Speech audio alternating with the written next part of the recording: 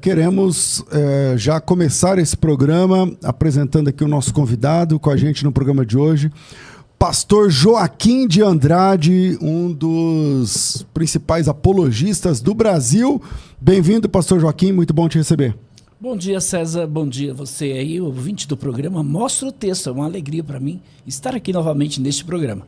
Tive uma responsabilidade grande outro dia aí. Ah, é? Você me incumbiu de apresentar o programa, foi muito legal. Mas foi legal, não foi? Gostei. Gostou da experiência? Conta comigo, tá? Que legal. Se você precisar, eu posso te substituir sempre. Sempre, todo dia, inclusive. Inclusive, você pode sair daqui. Bom, vamos lá. Mas obrigado, Joaquim. A gente é amigo, sei lá, 20 anos, há muito tempo, e é sempre bom. Eu quis fazer hoje esse bate-papo com o Joaquim para falar sobre os caminhos da apologética. A apologética a gente chama de o patinho feio da teologia, porque nenhuma área da teologia é tão atacada quanto a apologética. Você vai para a soteriologia, tem calvinista, arminiano, tem um debate acirrado entre os dois. Agrada um, agrada outro. Isso, né? Exatamente. Aí você vai para outras áreas da sistemática, escatologia também e tal. Só que a apologética, a gente apanha de todo lado, entendeu? A gente apanha de todo lado. Quando você vai para a escatologia, você apanha de um lado, mas tem o outro que te apoia. Quando você vai para a soteriologia, você apanha de um lado, tem outro que te apoia. Mas na apologética o negócio é apanhar de todo lado, né? E os próprios evangélicos, né? Os próprios evangélicos falam mal dos apologistas, talvez por não entender o trabalho da apologética. E aí a pessoa, se você fala, a gente está falando aqui em off antes, né? Você fala, o cristão não pode ser maçom. Aí os próprios cristãos começam a bater... combater você e defender a maçonaria. E defender a maçonaria. Tem acontecido comigo. Evangélico defendendo o adventismo, evangélico defendendo tal. Então, vamos lá. Primeiro, quais são as áreas que a gente apanha mais quando a gente fala e a gente toca no assunto dentro da apologética, Joaquim? Muito bem, César. Você sabe que a apologética tem vários segmentos. Eu sou de uma apologética na área da chamada heresiologia, né? A minha especialização. Claro que eu conheço também os outros ramos da apologética, mas a minha especialização é na área da heresiologia. Então, no nosso caso, quando nós, por exemplo, combatemos os abusos, todo tipo de abuso, abuso na área, por exemplo, financeira, abuso, por exemplo, na área espiritual, abuso na área emocional. Então, todo tipo de abuso que é combatido pela apologética, com toda certeza vai receber pancada. Por quê? É o caso, eu até digo isso sempre, né? Você conhece algum bandido que gosta da polícia? Não. Claro que não vai gostar, né? Porque a polícia está ali para pôr a ordem, a lei. E no caso da apologética é justamente isso. Nós nos preocupamos com a ortodoxia cristã. Ortodoxia, a palavra grega que significa ensino correto. A apologética é a defesa da fé. Que fé é essa? Fé denominacional? Fé batista? Fé presbiteriana? Fé assembleana? Não. A defesa do cristianismo histórico, cristianismo dos reformados. Esse verdadeiramente é o cristianismo dos reformados. Então, veja, dos concílios, por exemplo, quando aconteceram os concílios, eram para estabelecer o quê? Não era questão escatológica, não era questão secundária de usos e costumes, era questão primordial. Central, né? Central da fé cristã. É o que caracteriza, de fato, uma igreja cristã. Então, você quer saber se a igreja é cristã? Veja, por exemplo, os fundamentos desta igreja. Está fundamentada na Bíblia? A Bíblia é a única, não é uma das, é a única regra de fé e prática. Porque quando a gente fala isso, vocês são radicais. E, infelizmente, tem muita gente, até apologistas, defendendo, de certa forma, aí, não a verdade da palavra de Deus, mas a tradição, a filosofia, a psicologia. E por causa disso, muitos se perderam. Vamos lá.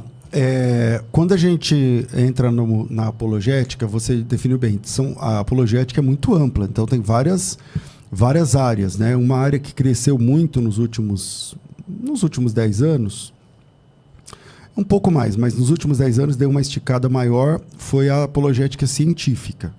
Né, que a gente tinha aqui no Brasil só o professor Adalto, praticamente como um grande expoente, né? Tinha outras pessoas que defendiam ali e tal, mas o professor Adalto Lourenço era o grande nome da apologética científica. E que é uma outra área, né? E também o César. O Marcos Eberlin. Marcos Eberlin. Isso.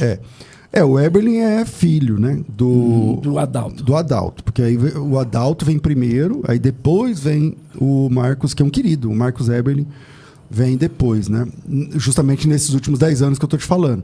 Agora, aí vem o Tassos, por exemplo, também nesses últimos anos, nesses últimos 10, 15 anos, assim, o Tassos, aí tem despontado bastante. Mas é uma outra área da apologética, que é a apologética científica. Tanto é que se você pegar, por exemplo, algumas pessoas que nós estamos citando aqui, e entrar na área da heresiologia, alguns vão defender até grupos que são seitas, como o caso da Igreja Adventista do Sétimo Dia, por exemplo. Os caras vão dizer que é uma igreja cristã.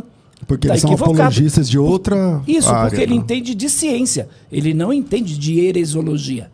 Então essa é a questão. O cara pode entender de evolucionismo, o cara pode entender de comunismo, mas a questão da heresiologia é outra história. É outra área. Quais são as áreas onde o apologista mais apanha, toma hate hoje na apologética, na sua opinião? Quando você vai... E uma definição sua que eu gostei nenhum bandido gosta da polícia, nenhum ladrão gosta da polícia, né? Isso mesmo. Então, quando você vê... Presta atenção aqui. Quando você vê alguém falando mal de algum apologista, porque o apologista... Ele não é uma pessoa que está lá para gerar escândalo, ficar falando mal das pessoas. Não é isso. Apologista que defende a fé cristã. Defesa é diferente de ataque, entendeu? Então, a apologética é defesa da fé.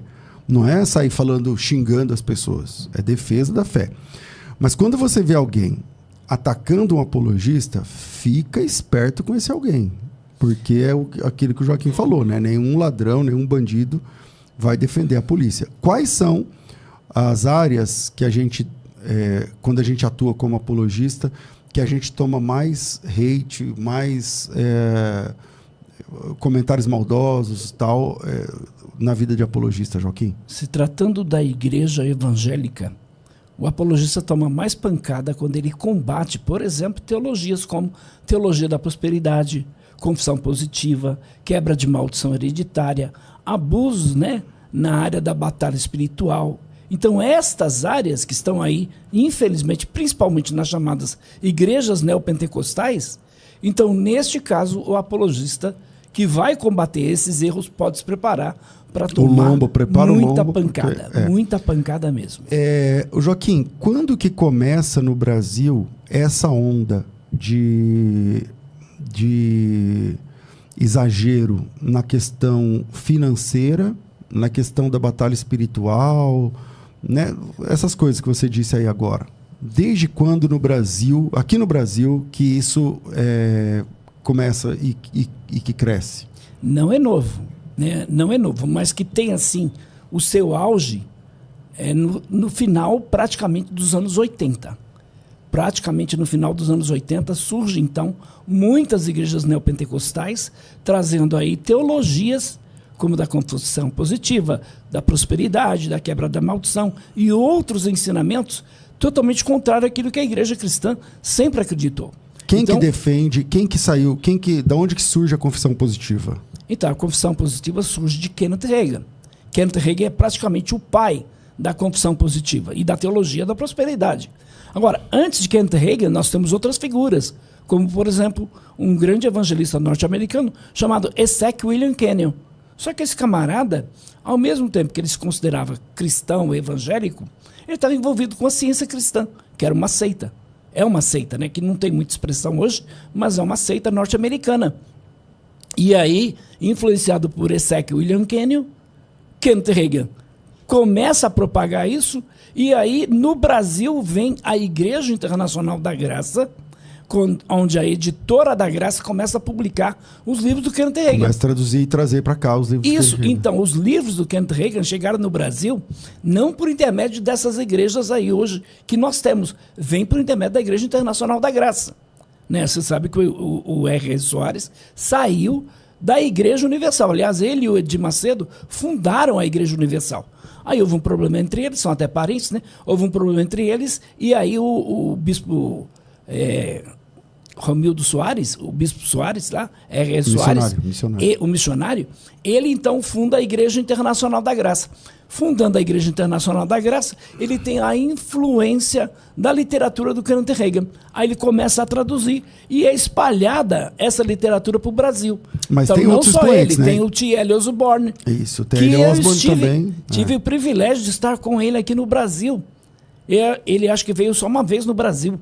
E ele falou no Conselho de Pastores. E conversando com ele, com meu inglês muito mal, e foi muito interessante, o T.L. Osborne, que propagou abertamente essa teologia, no final da vida, ele negou essa teologia. Ele volta atrás, né? Negou, porque a mulher dele morreu enferma, ele também morreu enfermo.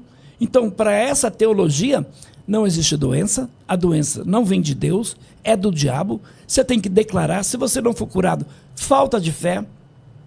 E essa pregação de que você tem que ser próspero, você tem que comer do bom e do melhor, ter a melhor casa, o melhor carro. Então essa pregação, num país como o nosso, funcionou bem. Por causa da miséria, por causa da opressão do povo, por causa das enfermidades, com o sistema de saúde muito precário que nós temos. Então essa teologia agradou a muitos. Mas lá na América também, né? Lá na América também. Sim, nos Estados Unidos também. Também, mas aí eu te pergunto, porque tudo bem que as igrejas norte-americanas são igrejas ricas. Mas, por exemplo, igrejas brasileiras nos Estados Unidos. Vou dar um exemplo. Poderia citar outros países que eu já estive. Mas nos Estados Unidos, cresce com quem? Com americanos? Não. Cresce com latinos, cresce com africanos, cresce principalmente com refugiados. Povo pobre, povo com situação muito difícil. Mas agora vamos lá, Joaquim. Ainda na teologia da prosperidade. Deus abençoa, né, a gente também, inclusive financeiramente. Deus cura, por exemplo. Não é um erro você orar pedindo que Deus cure, ou orar por cura e funcionar, ou Deus abrir uma porta financeira mesmo. Então vamos falar finanças e saúde, né? O que é mito, o que é verdade? Então, eu creio na cura, eu creio na bênção de Deus, eu creio na prosperidade de Deus. É diferente dessa prosperidade pregada por esses movimentos. Qual que é a diferença? Então, por exemplo, eu era um viciado, era um jogador, vivia em cassinos clandestinos. Eu vivia essa vida aí, dos 11 aos 22 anos, a minha vida foi perdida. Todo o dinheiro que eu ganhava, eu gastava assim. Você era viciado em jogos? Sim, jogatina, pior do que droga. Jogo de quê? Baralho, sinuca, tudo que você imaginar eu jogava. Dominó. E jogava tudo, valendo? Sempre valendo. E muitas vezes, quando eu não tinha dinheiro, eu tinha que roubar para poder jogar. Essa foi minha vida dos 11 aos 22. Agora, é interessante porque a gente falou aqui que Deus prospera, né? Hoje eu não gasto mais dinheiro com droga, eu não gasto mais dinheiro com álcool, eu não gasto mais dinheiro com jogatina. Então eu tenho dificuldade? Tenho, claro que tenho. Um missionário, alguém que vive da apologética hoje, não vive mercantilizando a fé, vive com dificuldades financeiras. Não tenha dúvida, eu vivo uma situação muito difícil. Agora, por outro lado, eu te pergunto, eu não prospero? Prospero. Quando eu poderia comprar uma casa? Deus me deu uma casa. Deus me deu um carro. Deus me deu uma família maravilhosa. Então, eu posso dizer que, de fato, o cristão prospera. Agora, essa prosperidade não é segundo o que o mundo estabelece. Porque o que o mundo estabelece? Prosperidade é você encostar na porta da igreja o seu carrão importado. E aí esse irmão é próspero. Esse irmão é abençoado. Mas o irmãozinho que mora na favela, esse irmão não é abençoado. O irmão que mora lá na comunidade está debaixo de maldição. Porque Deus não quer que ele more numa comunidade. É verdade isso? Esse é o evangelho de Jesus? Não, esse não é o evangelho de Jesus. O evangelho da prosperidade, como eles pregam, é o evangelho de Mamon. Agora, se você é um cristão e está batalhando, Deus vai te abençoar, não tenha dúvida. Porque onde estiver o teu coração está o teu tesouro. Então, E a Bíblia diz que não depende daquele que corre, depende de Deus te abençoar. Então o apologista não é aquele que prega a pobreza, que você tem que... A miséria, não. A miséria não é eu já disso. fui chamado, por causa do meu livro, eu fui chamado pregador da miséria. Porque eu combato aqui essa teologia chamada de teologia da prosperidade. Agora eu te pergunto, eu estou combatendo que Deus prospera as pessoas? Não. Eu estou combatendo esse ensino que se você, por exemplo, não tem o melhor salário, não tem a melhor casa, não tem o melhor carro, se você está pegando o trem, como eu vim para cá de trem, por exemplo, não é porque eu não tenho carro, mas tem gente que não tem carro. Ah, está debaixo de maldição. Não, esse ensino é prejudicial. Esse ensino que enfatiza a riqueza é o evangelho de Mamon, não é o evangelho de Jesus. Agora, Jesus, Deus, prospera quem Ele quer, como Ele quer e quando Ele quer. Agora eu te pergunto, a prosperidade de Deus vem sobre a vida de um cristão com que finalidade? Com que finalidade? Essa pergunta você tem que responder, e não para mim. Responda para Deus. Você quer ser próspero para quê? Porque eu entendo que Deus prospera para que as pessoas abençoem o reino de Deus, para que as pessoas sejam solidárias, por exemplo, né? Sejam solidárias a quem? Aos mais necessitados. Mas você vê pastores andando de carro importado, quando o irmão da igreja dele está andando a pé e não tem nenhum sapato, está lá com Havaiana, com um prego lá, porque quebrou, ele não tem condição de comprar uma correia da Havaiana. Então, nestes casos, eu vejo que isso é diabólico. Esses pastores que ostentam aí e não veem a necessidade, muitas vezes, do próprio obreiro da igreja. Você sabe muito bem disso. E eu prego em tudo quanto é igreja, eu prego em tudo quanto é lugar do mundo e vejo, infelizmente, essa diferença, essa divergência, essa contradição entre, por exemplo, o que é mais importante no reino de Deus? Você ter ou você ser? Porque na teologia da prosperidade, essa daí, dessas igrejas neopentecostais, o mais importante não é ser, é ter. E no reino de Deus não é assim. O mais importante é você ser. Quem você é no reino de Deus. Quem você é com os teus títulos, com o teu dinheiro, com a tua fama. Quem você é. Isso é importante.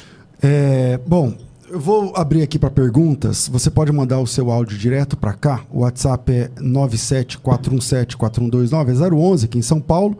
E aí sim, 974174129, você pode mandar a sua pergunta. Estão dizendo que travou aí a live. Travou ou não travou, Cláudio? Vamos ver aqui. Para mim tá normal aqui, tá? Vamos lá. Para você que está acompanhando, você pode mandar a sua pergunta via áudio, 974174129, tá certo? Joaquim, nessa questão aí, essa teologia da prosperidade, ela penetrou em muitas igrejas. Então hoje não é... Todas as igrejas. Eu vou mais longe, César. Nas pesquisas que eu tenho realizado, não existe uma denominação que seja isenta da influência dessa teologia. Você está falando de presbiteriano? Estou falando de presbiteriano. Estou falando de metodista. Estou falando de assembleiano. Estou falando de batista. Infelizmente, todos foram influenciados por essa teologia. Agora, é claro que, dependendo da igreja, numa escala maior e numa escala menor. Tem igrejas que essa teologia define a igreja, e tem outras igrejas que não, é um ou outro indivíduo. Isso. Mas ele ainda é da igreja. Por exemplo, eu falava sobre a questão da nova era. Eu falava sobre a nova era aqui numa igreja em Mogi das Cruzes. Tinha um pastor presbiteriano. Quando eu falei que a nova era e a confissão positiva também ensinava isso, que nós somos deuses, temos natureza divina, um pastor presbiteriano formado pelo Seminário Presbiteriano de Campinas citou a Bíblia para mim. Quando Jesus disse, vós sois deuses, filho do Altíssimo e tal. Eu refutei ele, claro, eu disse, me admiro o senhor, formado pelo Seminário Presbiteriano de Campinas, não sabe interpretar um texto? Não está vendo que isso aí é uma figura de linguagem? Não está vendo que Deus está usando uma linguagem irônica, tanto para os juízes que, pelo fato de serem juízes, estar julgando o povo, achavam que era Deus, como também os religiosos da época de Jesus. Então, é como se eu dissesse, fulano tem um rei na barriga. Isso quer dizer que ele tem um rei na barriga? Ou uma figura de linguagem? Então, um pastor presbiteriano estava defendendo isso. E a gente vê, infelizmente, muitas... Pega a primeira igreja batista de Salvador. O pastor embarcou nessas teologias todas. Primeira Igreja Batista. Isso há um tempo atrás, deve ter uns 20 anos atrás. Eu fui lá em Salvador e o pastor abraçava. Sabe quem pregava na primeira Igreja Batista de Salvador? Valnice Milhomens. Caramba. Um absurdo. E Joaquim, dessa teologia da prosperidade, porque essa ideia da prosperidade, como a gente fala, é uma teologia com várias áreas dentro dela. E eu falei, muitas igrejas abraçaram e falaram, vamos mais longe. Todas, né? Todas.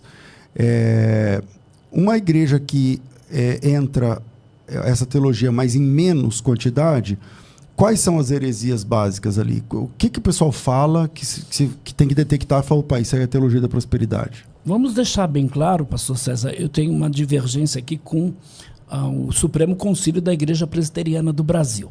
Porque a Igreja Presbiteriana do Brasil estabeleceu que todas as igrejas neopentecostais são uma seita. Bom, existe seita cristã? Não existe seita cristã. Se é uma seita, não são cristãos.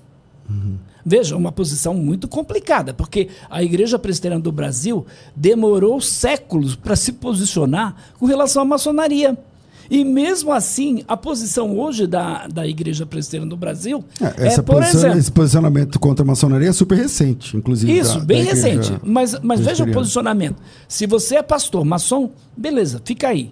Mas eu quero entrar para a presbiteriana e sou maçom? Não, nós não aceitamos. Eu acho totalmente incoerente. Eu acho que a igreja deveria colocar para fora esses camaradas. Por isso teve a divisão da igreja presbiteriana para a presbiteriana independente. O reverendo Eduardo Carlos Pereira foi convidado para a maçonaria, viu que aquilo era trevas pura, escreveu o livro, né? E aí ele foi combatido. E ele saiu da denominação e abriu a Igreja Presbiteriana Independente, que não aceita a maçonaria. Se tiver algum pastor na IPI maçom, é contrário à posição da igreja. Se a igreja descobrir, ele é jogado fora. Ele vai ser expulso da igreja. A igreja não aceita. Como tem, por exemplo, hoje a própria Convenção Batista dos Estados Unidos, a Convenção Batista do Sul, é contra a maçonaria. Mas tem muitos pastores batistas maçons. Eu já debati com vários.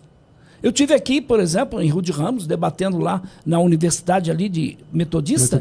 Com um pastor 33º grau da maçonaria, professor no seminário metodista. 33º grau. Eu falava numa cidade, lá na Bahia, chamada Feira de Santana, fui lá fazer um seminário, o pastor da Igreja Batista, diretor do seminário batista, maçom. Caramba. E aí, na minha palestra... Você não sabia que era maçom? Não, já tinham me avisado, Aí, só que eu não abordei a maçonaria. E eu sempre abro para perguntas e respostas. E aí alguém perguntou sobre a maçonaria. E ele lá, ele lá, me assistindo. E eu disse, a maçonaria não é compatível com a fé cristã. Essa mesma pessoa disse assim, e como um pastor batista... diretor de seminário pode ser maçom? E nessa hora ele se levantou. E ele disse assim, todo mundo aqui sabe que eu sou maçom. Todo mundo sabe que eu sou pastor, que eu sou o diretor do seminário, mas eu estou na maçonaria com um propósito. Eu disse, qual é o propósito? Ele disse, ganhar meus irmãos maçons para Cristo. E eu perguntei para ele, quantos maçons você já tirou da maçonaria? Ele disse, até agora nenhum, eu estou fazendo um trabalho de formiguinha. Não é verdade, porque não pode falar de Jesus dentro da loja maçônica. Jesus é apenas um grande mestre. Então veja o caso da maçonaria.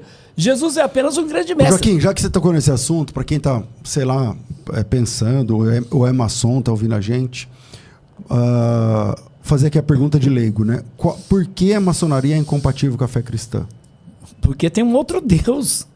Porque o maçom não tem a Bíblia como única regra de fé e prática. Então, a Bíblia da maçonaria é o volume do conhecimento sagrado.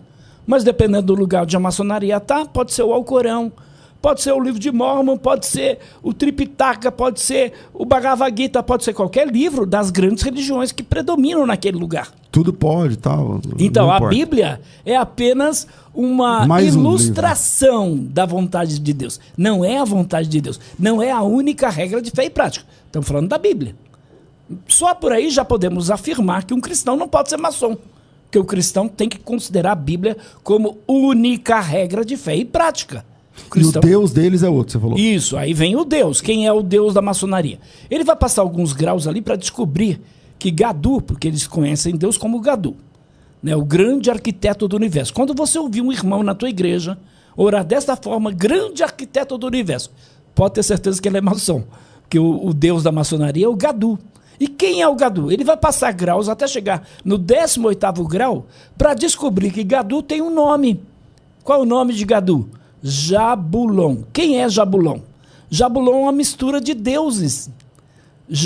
Jeová dos hebreus, Bulon de Baal e On de Osíris dos egípcios. Então, este é o miscelânea. Deus. Este é o Deus cultuado na maçonaria. Por isso que a maçonaria vai proibir você de falar de Jesus lá dentro. Então, quem é o Jesus da maçonaria?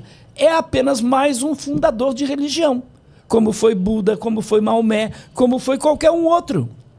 Então, Jesus não é o único caminho. Jesus não é a única verdade, nem é a vida. Ele é apenas um dos caminhos. E logo a salvação na maçonaria acontece por intermédio das boas obras. Então tem muitas coisas, até alguém estava me criticando nos comentários, né, dizendo assim, mas você reconhece que a maçonaria trouxe o evangelho para o Brasil porque muitos dos pioneiros, eles eram maçons. É verdade, não negamos isso, quem está negando isso? Agora, o fato de um bêbado me ajudar a ir na estrada, a consertar meu carro, está quebrado. Para um bêbado, me ajuda a consertar o carro, eu tenho que tomar cachaça com ele? O fato dos traficantes ajudarem, por exemplo, a comunidade, quer dizer que todo mundo ali tem que ser traficante? Tem que apoiar o tráfico? Não. Então Deus usa os seus meios. Isso não quer dizer que Deus está assinando embaixo, está aprovando aquela pessoa. E quem diz que a maçonaria não é religião, mas é uma sociedade secreta, é um grupo... Que para muitos é uma sociedade filantrópica. Isso, é uma confraria. Benemérita. Exatamente. Aí, não. Ela tem os traços de religião? Tem. Por quê? Temos declarações dos maiores maçons do mundo, Alberto Pike e Alberto Mike. Eles declaram que a maçonaria é a única religião verdadeira. Eles declaram isso.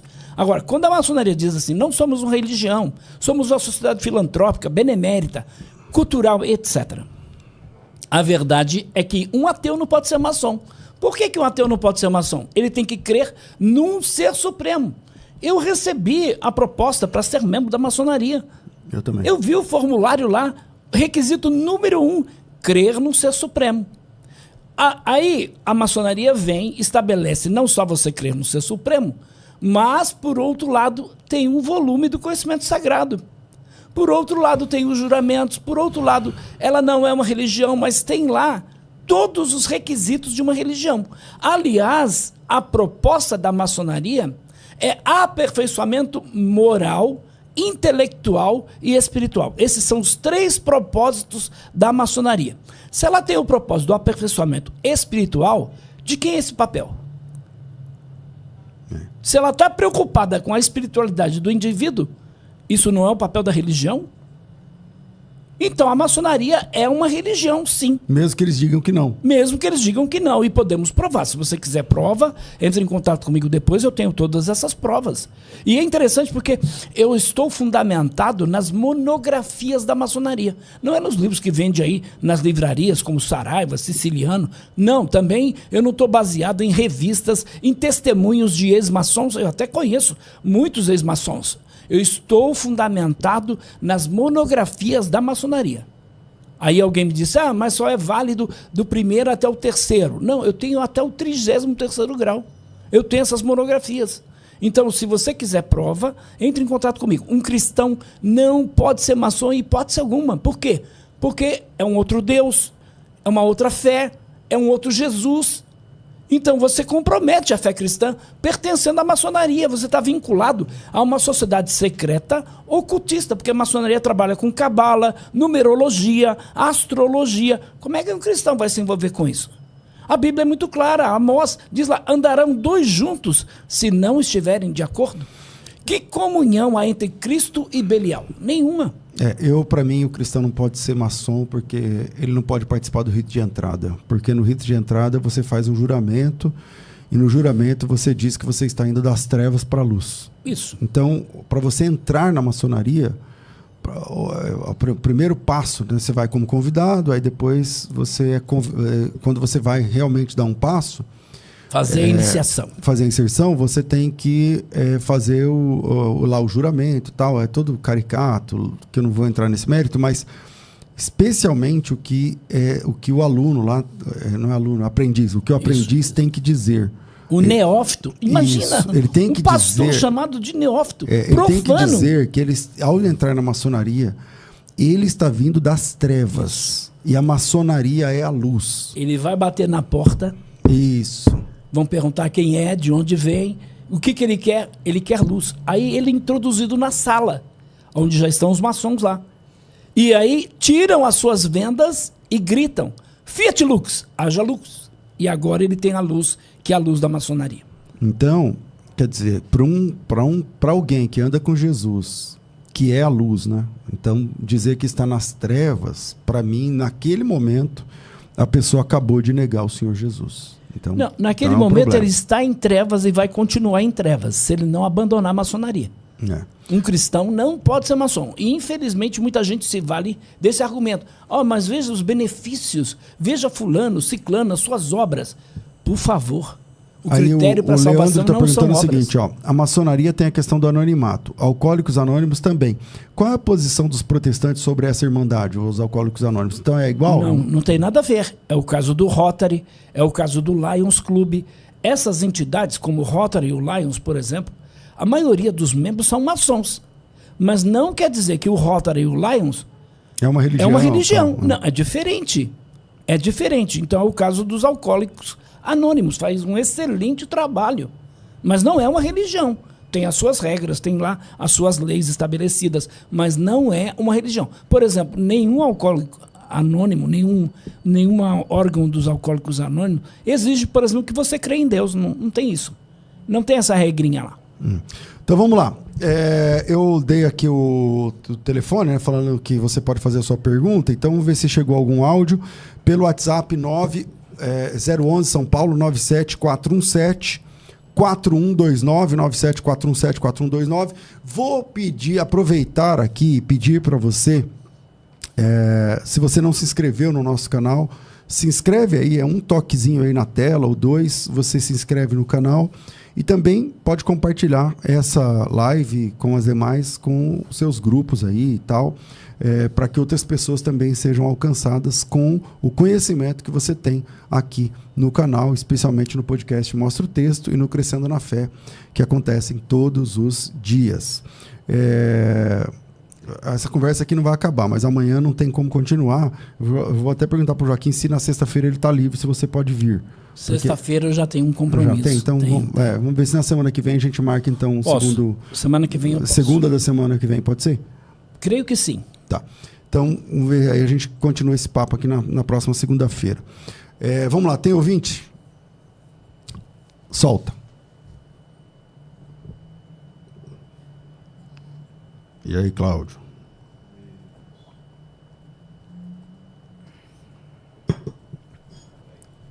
Bom, falamos que tinha ouvinte, mas era mentira da barata, entendeu? Então vamos lá. Deu certo? Então vai. Bom dia, pastores, pastor Joaquim, pastor César, Maurício, aqui de Porto Alegre.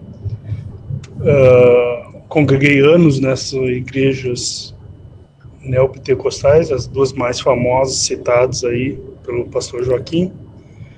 E graças a Deus, Deus me libertou, né? Depois de 4 anos congregando um pouco numa, um pouco noutra, eu abri meus olhos para a verdade, não me afastei da igreja, a verdade é essa, que eu me afastei, eu fiquei decepcionado com a igreja, me afastei de Cristo mais de 10 anos, aproximadamente 12 anos, e hoje eu voltei para o Evangelho genuíno, né? Graças a Deus, Deus tem misericórdia, mas a pergunta é como abordar pessoas que estão lá dentro. Eu tenho um irmão que é obreiro lá dentro, e ele, assim, é isso aí, é prosperidade, é vitória, e não entra na cabeça dele. Deus o livre se falar do Edir Macedo, compra guerra. Como abordar um irmão nesse sentido? E aí, Joaquim? Muito importante a sua pergunta. Em primeiro lugar, a gente tem que amar as pessoas, independente da religião dela, independente do que ela crê. Então a gente tem que tratar essa pessoa com amor. Segundo, não vai falar do Edir Macedo, do Valdemiro, do R. Soares, não vai falar do líder religioso. Você tem que abordar a questão teológica, a questão das práticas, dos ensinamentos contrários à palavra de Deus. E não tem só o meu livro, tem os livros do pastor Paulo Romero, por exemplo, como Supercrentes, Evangélicos em Crise. Então existem vários livros hoje, graças a Deus, tem muita gente combatendo essas heresias. Então, por exemplo, o meu livro aqui, Controvérsias, vai te ajudar muito a você trabalhar com seu irmão, como trabalhar com ele nessa questão da confissão positiva, nessa questão da teologia da prosperidade. Então é importante a pessoa estar informada primeiro acerca do que eles creem à luz do que nós cremos. Não adianta o cara só saber o que eles creem, tem que saber o que eles creem à luz do que nós cremos. E aí, com diálogo, com amor, com carinho, com atenção, você vai mostrar a ele a verdade. Claro que a gente não converte ninguém. Quem faz isso é o Espírito Santo. É o Espírito Santo quem convence o homem do pecado, da justiça e do juízo. Então, ore muito por ele. Agora, leia literaturas contrárias a esses movimentos e aí leve a verdade a ele em amor. Uma coisa que é muito comum é justamente a decepção, né? A decepção. As pessoas que congregam em igrejas que não são bíblicas ou que não ensinam a Bíblia ou que ensinam uma distorção da Bíblia, muitas vezes gera a decepção e acaba acontecendo o que aconteceu com o Maurício. Então ele ficou 12 anos afastado, quer dizer, pregar o evangelho de forma irresponsável, aí ele sai e ele fica decepcionado com Jesus, né? Ao invés de se decepcionar com a pessoa certa, ele se decepciona com a pessoa errada. Com Deus. Com Deus. Então, isso é, infelizmente, muito comum, muito comum. Então, o que você fala, Joaquim, para essas pessoas que estão nesse processo de decepção e acham que está todo mundo errado, acham que ninguém presta e tal? Uhum. Eu gosto do que é dito da igreja genuína, e é uma verdade. Igreja não é lugar de pessoas perfeitas. Né? Então, seja ela qual for, ela é imperfeita. Por quê? Porque nós fazemos parte dessa igreja. Somos seres imperfeitos. Então, hipocrisia vai existir dentro da igreja, como vai existir lá no mundo. Está cheio de hipócritas também. Você convive com eles. Convive com eles normalmente. É claro que a gente não pode aceitar como sendo normal isso. Não. Nós não concordamos com a hipocrisia, não concordamos com algumas coisas que acontecem. Então, decepção você vai ter em qualquer denominação, qualquer igreja. Por quê? São seres humanos imperfeitos. Mas você não pode estar olhando para o pastor, para o irmão, para a palavra que falaram para você. Você tem que estar firmado na verdade. E o que é a verdade? A Bíblia, Jesus Cristo. Então você tem que estar firmado nele. Se você tem esta convicção, você não vai sair pulando de igreja em igreja até encontrar uma igreja perfeita, porque não existe. E é interessante porque essas pessoas não só aumentam o número dos desigrejados, porque quando ele continua crendo em Deus, ele não quer saber de igreja evangélica. Ele não quer saber de denominação cristã. E aí, ele é um forte candidato para a seita. Porque a seita vai dar a ele o que ele muitas vezes não encontra dentro de uma igreja, como apoio moral, apoio espiritual, apoio financeiro e etc. Vamos lá, tem mais áudio aí, mas deixa eu só falar aqui da FTB, que mantém o programa. A FTB está com vagas abertas agora para a especialização em história, tá? História da igreja. A gente está falando hoje de apologética e eu digo que quem não conhece a história acaba sendo levado por qualquer história. Então, é muito comum, por exemplo, a gente está falando de seitas, quando você vai conversar com uma Testemunha de Jeová, a Testemunha de Jeová vai dizer que a divindade de Jesus foi inventada no século IV.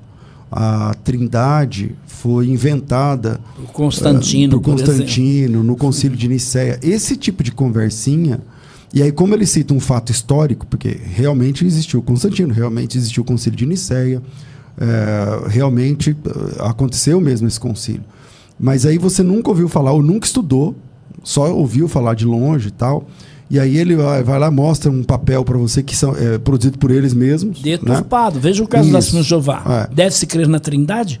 Uma brochura totalmente deturpada, contrária à história da igreja. Exatamente. Então, quem não conhece história, vai sendo levado por qualquer história. Tá certo? Então, a FTB tem uma pós-graduação. Essa pós-graduação, como ela é aberta, eu não vou chamar de pós-graduação, a gente chama de especialização.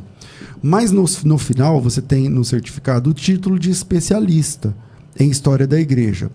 Quem coordena essa especialização é o professor Lucas Gesta, e quem trabalha junto com ele é o professor Lucas Banzoli.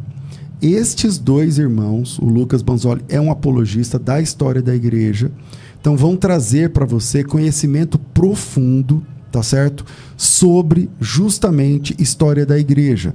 Então, hoje, nesse momento, você já tem várias aulas disponíveis, tá? A gente começou esse projeto há pouco tempo, tá? Mas você já tem lá, ó, as introduções à história da igreja, o movimento de Jesus e o cristianismo, profetismo e sacerdotalismo. Profetismo são duas partes. O grupo dos 12 e o grupo dos 7. O grupo dos 12 os 12 chamados por Jesus, que são judeus. O grupo dos 7, os 7 escolhidos pela igreja, que são gregos. Então, o que gerou isso a partir do capítulo 6 do livro dos Atos, as escolas de teologia da época, a formação da catolicidade no século II, o batismo e a ceia e o culto cristão. Essa aula, meu irmão, é a 11ª aula, salvo engano. Essa aula é extremamente profunda. As grandes escolas de teologia da antiguidade, o desenvolvimento do culto, os locais de culto, tudo isso com documentação, com fonte histórica, você está entendendo? A teologia no século III, o Oriente, a teologia do Oriente, a teologia do Ocidente, a Eucaristia nos pais da igreja, como é que funcionava, e finalmente agora está acontecendo as aulas sobre o Concílio de Nicéia, já tem 19 aulas. Então, tudo isso já está disponível para vocês. Então você entra, já tem tudo lá, com riquíssimo, vasto material didático, tudo isso já funcionando para você. Para participar, é só clicar no link que está disponível aqui. Conhecer a história da igreja é uma questão de necessidade. Eu acho que nunca a gente teve tanta necessidade de se aprofundar na história da igreja. Então faça como acabou de fazer agora o Sérgio Henrique Mendonça, acabou de fazer a inscrição agora na história da igreja. Quanto custa? O valor é R$360, mas está por 180. Presta atenção nessa mensalidade. Uma pós-graduação por 180 contos. Por R$180, de 360 por R$180. Então, faça já a sua inscrição. Tem aula ao vivo? Tem. Pastor, se eu perder a aula, tem problema? Não, porque a aula fica disponível na plataforma, mas as aulas são ao vivo todas as noites, segundas-feiras, às 8 da noite. Toda segunda-feira, 8 da noite, tem aula ao vivo. Toda quarta-feira tem aula liberada. Então, tanto segundas quanto quartas-feiras, tem conteúdo novo. Tem material didático, tem grupo de apoio, tem comunidade de alunos, tem plantão tirar dúvidas, tem certificado no final, tem especialização distinta lá no seu certificado. Então, tudo isso disponível para você de 360, que já é barato, tá? Gente, 360 é muito barato para uma pós-graduação.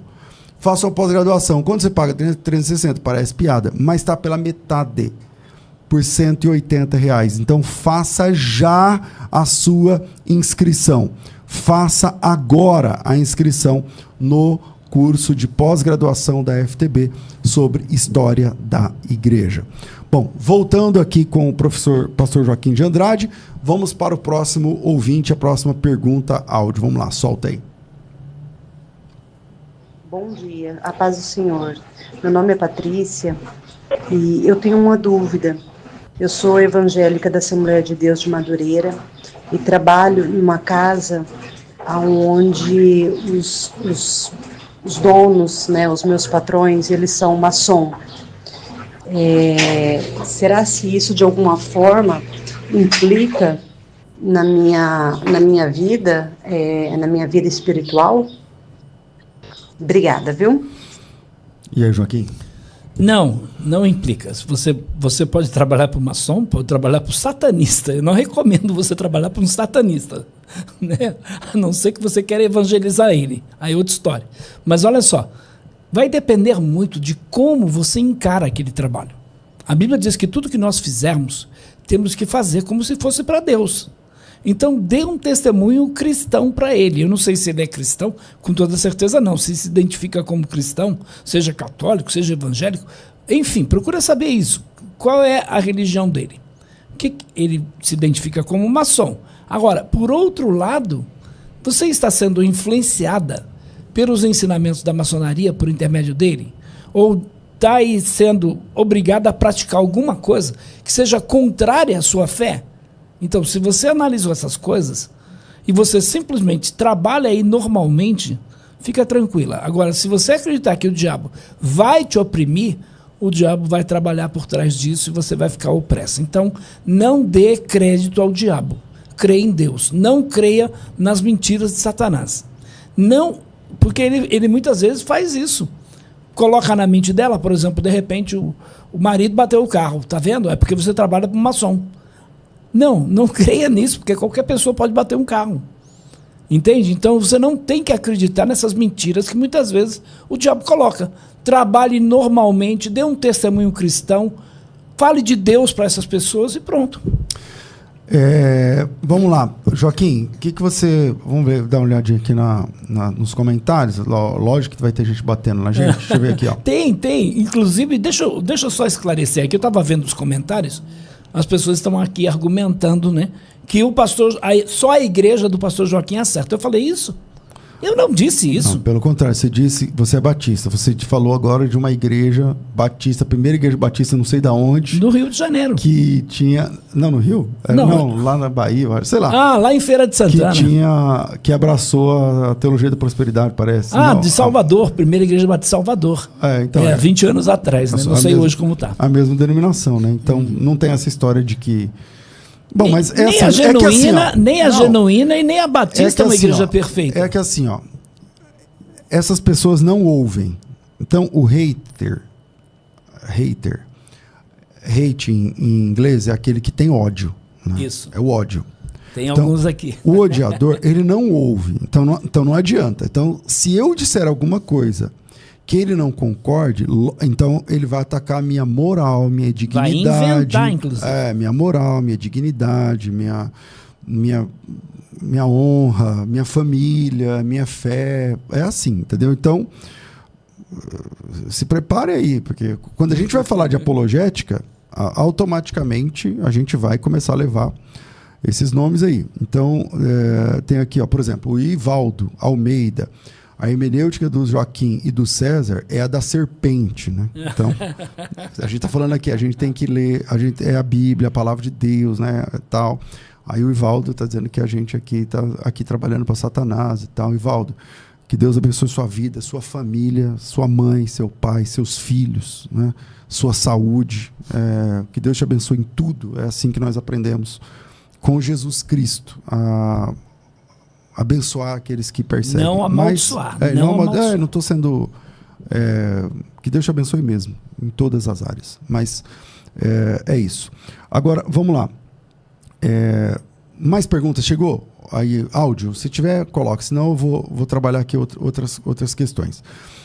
Joaquim, estão falando aqui sobre o congresso de apologética que vai ter daqui uns dias. Peraí. Esse final de semana. Sexta e sábado. É o CACP que está aqui falando. Joaquim, fala aí do Congresso Apologético. Me fala aí desse congresso. Como é que funciona?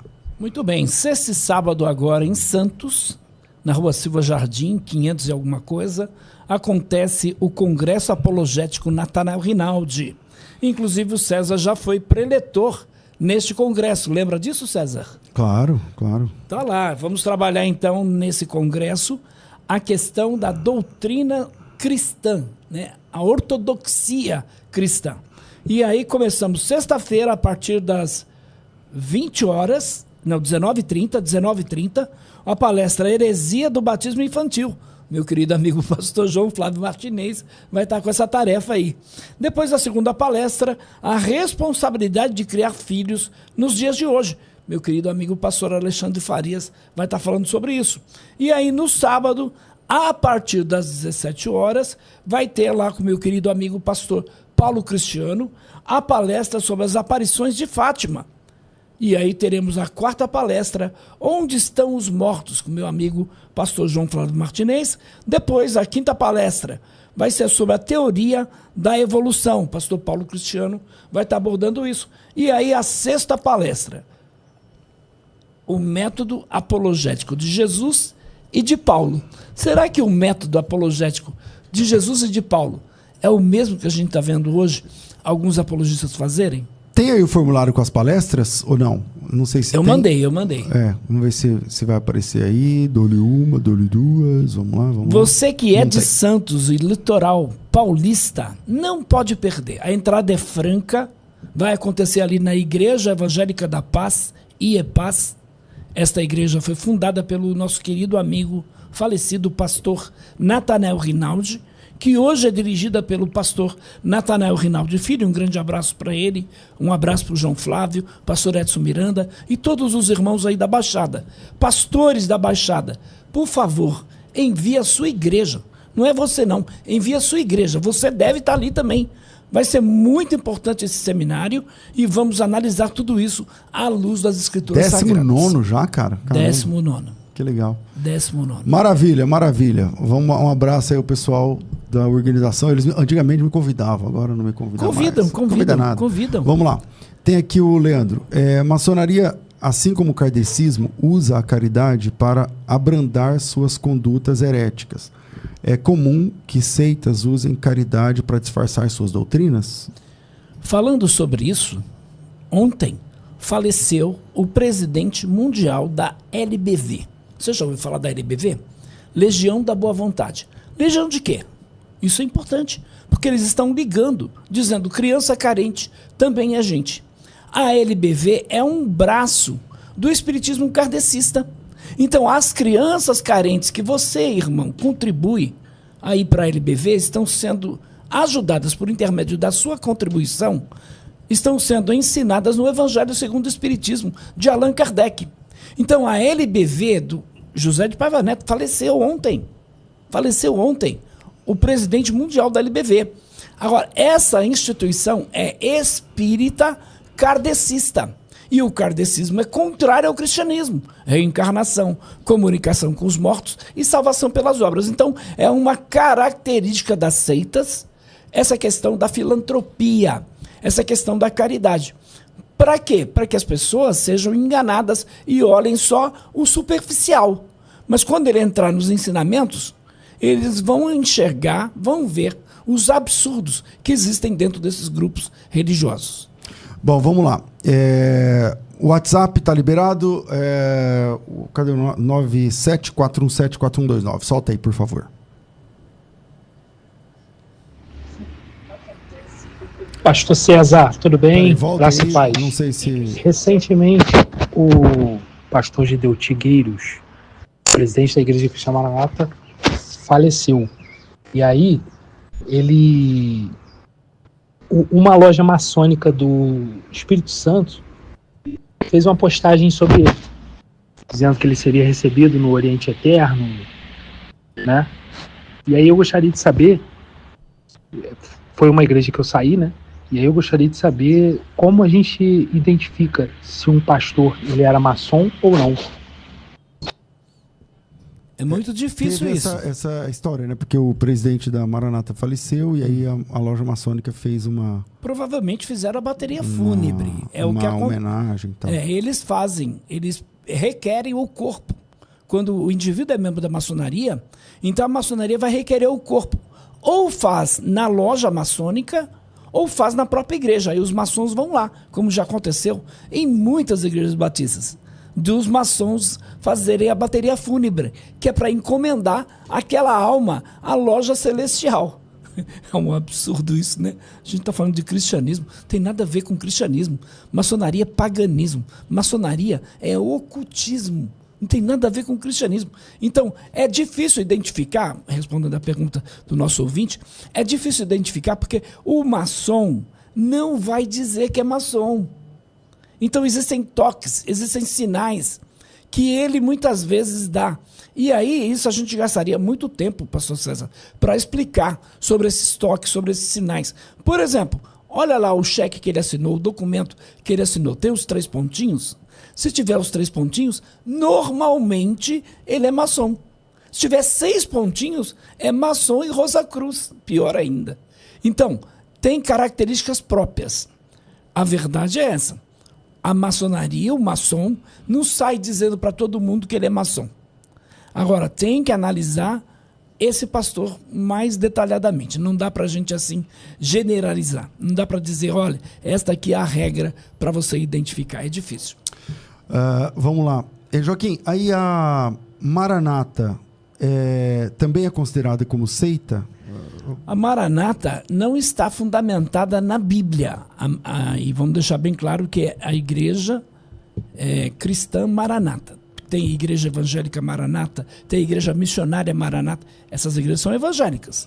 Mas essa do Espírito Santo, que ele acabou de mencionar... Até mandar um abraço pro Caio Modesto, que tá online com a gente aqui. Gente finíssima. Ele falou, o G Delt estava me processando porque eu chamei a ICM de seita. Então, vamos lá. Ela não tem a Bíblia como regra de fé e prática. A pessoa, nesta igreja, não é controlada pela palavra de Deus. Tem que ter revelação. Então, a revelação está acima da palavra de Deus. E qualquer igreja cristã, a Bíblia é a única regra de fé e prática. Aí alguém pode dizer assim, mas lá na minha igreja tem a irmã fulana de tal, o pastor dá crédito para ela. Isso não quer dizer que a denominação crê que essa irmã é inspirada por Deus, como é a Bíblia. Deus pode usar qualquer pessoa. De novo, você tem que julgar a profecia. Você não tem que considerar ninguém como sendo infalível. Infalível é a palavra de Deus. Maravilha. E tem outras coisas na Maranata que a gente levaria muito tempo aqui, mas o canal do Caio Modesto tem um material lá, tem um material muito bom sobre a igreja Maranata. Legal, legal. Vamos lá. Joaquim, seu livro, empresta aí. Quem quiser, por exemplo, esse livro aqui, o livro do Joaquim, Controvérsias, Modismos e Heresias que ameaçam a igreja brasileira. Tá? Modismos e heresias que ameaçam a igreja brasileira. Esse livro, ele trata de várias questões. O poder da palavra falada, a teologia da maldição hereditária, judaização da igreja evangélica. Cara, nem falamos sobre isso. Vamos deixar para segunda. Judaização da igreja evangélica. Então, hoje tem pastores fantasiados de quipá, de judeus. De rocha, rabino. De rabino e tal. E, enfim, várias coisas. Joaquim, fala desse livro aqui, por favor. Então, este livro, Deus me deu a graça de escrever, depois de muitos anos de pesquisa, Controvérsias, Modismos e Heresias que ameaçam a igreja brasileira. Você não vai encontrar na livraria da sua cidade.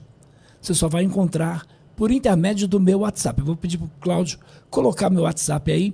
Se você quiser adquirir este livro, ele custa R$80, é o preço do livro. Eu vou te dar de graça, se você falar que é ouvinte do programa, você vai ganhar o frete grátis. Eu vou te mandar, em menos de uma semana, você vai receber este livro autografado, tá bom? E outra coisa, analisa tudo que está escrito aqui com os textos da Bíblia que eu estou usando. Então, tudo isso analisado à luz da Bíblia. Quebra de maldição, confissão, poder da palavra, judaização da igreja, a influência da maçonaria na igreja evangélica, os abusos da área da batalha espiritual, tudo isso eu trabalho aqui no meu livro. Você pode entrar em contato comigo por intermédio do meu WhatsApp. Então, 11 9 80 42 20 34. Você é de outro país, tem gente, por exemplo, muitas vezes de outro país, querendo adquirir meu livro. Aí, só o preço do correio para te mandar o livro é mais caro que o livro. É mais caro que o livro. Aí é outra história. Então, mas entre tem em contato Amazon, com... não tem? Isso, tá na Amazon. Tá na Amazon. Tá. É só entrar lá no site da Amazon. No Amazon você digita lá o livro Controvérsias e você vai ter. E pelo WhatsApp, você pode fazer contato. Esse WhatsApp é você mesmo que fala? Isso, eu mesmo. Então, nesse WhatsApp, você pode comprar o livro, mas também você pode convidar, você que é pastor, convidar o pastor Joaquim para dar uma palestra sobre seitas na sua igreja local, né? Um seminário. Ele está aqui sempre em São Paulo, mas também pode viajar. Então, você que é de qualquer lugar do Brasil, pode também montar um grupo aí na sua igreja, um seminário, um evento, para ter o pastor Joaquim trabalhando com você sobre os temas da apologética, tá? Especialmente nessa área de seitas e heresias. É uma vacina, tá certo? Então, eu super indico. Então, o WhatsApp do Joaquim é 011 aqui em São Paulo, 011 98042 2034. 8042 2034. 8042 2034. Tá certo? Então, Pastor, já acabou, mas vamos lá. Deixa eu aproveitar aqui. Se você, por exemplo, é de uma igreja próspera, né? Um pastor próspero, quer ajudar a obra missionária, quer ajudar a apologética, você pode, por favor, entrar em contato comigo. Nós vivemos pela fé. Tá aqui, o César sabe muito bem disso. Eu não sou rico, não sou milionário, não tenho uma igreja grande, nossa igreja é uma igreja pequena, e nós dependemos da ajuda de irmãos. Eu vejo, infelizmente, muitos irmãos contribuindo aí com picaretas, com pessoas que não levam o evangelho a sério, com pessoas que nem defendendo a fé estão. Então, se você quer ajudar a apologética, contribua com ministérios sérios, contribua com o nosso trabalho. Eu sou o diretor do CREA, tem o estatuto, tem lá um manual, tem tudo lá. Nós estamos legalizados, você pode nos ajudar, dependemos da sua ajuda. Se você não pode ajudar financeiramente, qualquer valor. É só você fazer aí um depósito por intermédio do Pix, nesse telefone que está aí na tela. Se você não pode ajudar financeiramente, ore pelo nosso ministério. Dependemos muito das orações dos irmãos. Então orem, porque estamos sofrendo muitos ataques, processos também, e dependemos da ajuda da igreja cristã. De homens sérios, homens e mulheres que levam a sério a palavra de Deus e a defesa do evangelho. Maravilha. Joaquim, segunda-feira então? Estaremos aqui em nome de Jesus. Então, segunda-feira, 11 da manhã, aqui de volta no programa Mostra o Texto, especial de apologética, tá certo? Especial de apologética. Você que acompanhou esse programa, você pode fazer a sua inscrição na pós-graduação de História da Igreja da FTB. É só clicar no link que está disponível aqui na descrição do vídeo e também fixado no chat, tá? Você pode escolher. E também você pode indicar para mais pessoas, né? Às vezes seu pastor quer fazer o curso de História da Igreja, você pode, às vezes, dar esse curso para alguém também, indicar. Aproveita, tá, gente? Tá? Por R$180, então não existe um preço desse, então você pode aproveitar e fazer. Adiciona também o Instagram do Joaquim. Qual que é o seu Instagram, Joaquim? PR Joaquim Andrade. PR Joaquim Andrade. Underline, né? PR Joaquim Andrade. Legal. Então, PR Joaquim Andrade no Instagram. Adiciona Facebook, lá. Instagram, Facebook, YouTube. Instagram e tal. No TikTok você não tá, né? Ou tá? Tô também, tô. Tá também no TikTok? Eu nem sei o meu endereço lá, não sei. Mas procura Pastor Joaquim de Andrade. Deve achar. Eu ainda não fiz nenhuma dancinha, acho que... É isso aí, minha gente. Deus abençoe. Está terminando mais um podcast Mostra o Texto. Acredito que foi um programa de grande valia para quem ama a palavra de Deus, gosta de coisa séria. Estou ficando por aqui. Às 14h a gente volta com o Bom e Velho Crescendo na Fé. Então a gente volta a se encontrar daqui a pouco. Tudo isso e muito mais a gente faz dentro do reino, se for da vontade dele.